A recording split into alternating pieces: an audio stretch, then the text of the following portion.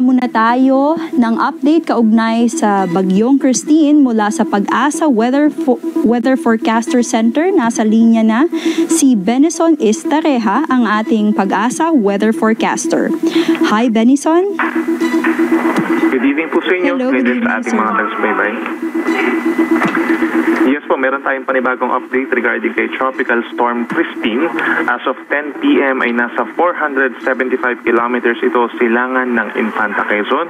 Taglay ang hangin na 75 kilometers per hour malapit sa center at may gustiness hanggang 90 kilometers per hour. At mas mabagal pa itong kumikilos sa ngayon, pahilagang kanluran sa bilis na 10 kilometers per hour. Base sa pinakahuling track ng Pag-asa, possible po bukas ng late evening hanggang sa madaling araw ng Thursday ay tatama sa kalupaan yung sentro nitong si Bagyong Christine, particularly sa may Cagayan, Isabela, Northern Aurora area.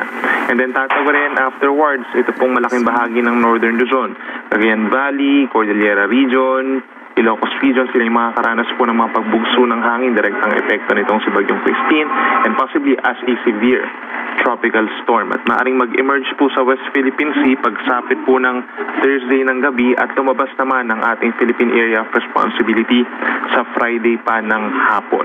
Nakataas po sa ngayon ang Tropical Cyclone Wind Signal number 2 sa maraming lugar sa Luzon at Visayas. Southern portion of mainland Cagayan, buong Isabela, northeastern Quirino, northeastern Aurora, buong Catanduanes, eastern portion of Camarines Norte and Camarines Sur, at sa eastern portion din ng Albay at Sorsogon. Signal number 2 rin po sa northeastern portion ng Northern Samar at northern portion ng Eastern Samar.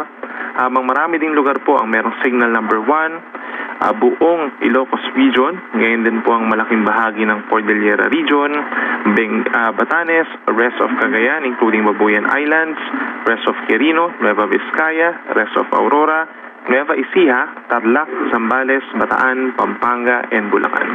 Signal number 1 din po sa Metro Manila, ngayon din sa buong Calabarzon, Occidental Mindoro, kabilang na ang Lubang Islands, Oriental Mindoro, Masbate, Marinduque, Romblon, rest of Camarines Norte, Camarines Sur, Albay, and Sorsogon, at Calamian Islands. Signal number 1 din po sa Aklan, Capiz, Northern Antique, kabilang ang Caluya, Northern Iloilo, rest of Eastern Samar and rest of Northern Samar, Samar, Leyte, Biliran, Southern Leyte, Dinagat Islands, and Surigao del Norte. Ito yung mga lugar na makakaranas po ng mga pagbugso ng hangin na siyang direktang epekto pa rin po ng bagyo dahil napakalawak po nito sa ngayon. At yung aasahan natin ng mga pag-ulan, hindi lang nakakonsentrate dun sa mga dadaanan ng bagyo dito sa may northern and eastern Luzon, kundi maging sa malaking bahagi din po ng Luzon and Visayas. Kaya laging pinapayuhan ng ating mga kababayan na magantabay sa ating mga heavy rainfall warnings and rainfall advisories. Posibleng umabot po yan ng hanggang red rainfall warning sa susunod po na 24 oras. Mataas ang tsansa na magkakaroon pa rin ng mga pagbaha at pagguho ng lupa, pag-apon ng mga ilog. And yun nga po, may mga tsansa rin po ng mga suspensions sa work and class. So lagi makapa-coordinate sa inyong mga local government units. So, yung latest mula dito sa weather forecasting po ng Pag-asa, balik po sa inyo. Sir Benny, uulitin ko lang po, tama po ba na posible po itong maging severe tropical storm?